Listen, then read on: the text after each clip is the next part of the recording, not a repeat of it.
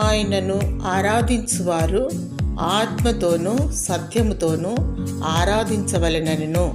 యోహాను 4:24. దేవుడు ఆత్మయ్యున్నాడు, ఆరాధనలకు యోగ్యుడు, స్తుతింపదగినవాడు, పూజార్హుడు, స్తోత్రార్హుడు, సమీపించరాని తేజస్సులో వసించువాడు.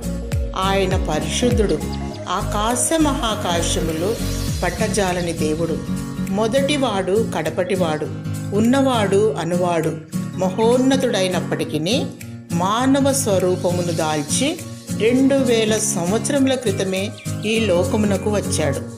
మానవాళికి రక్షణ, సమాధానము, నిత్యజీవ మార్గమును అనుగ్రహించాడు.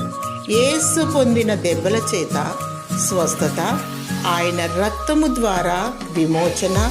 దేవుడు నీకు స్వస్థత, రక్షణ, సమాధానము, సంతోషము, నిత్య జీవము దయచేయునుగాక.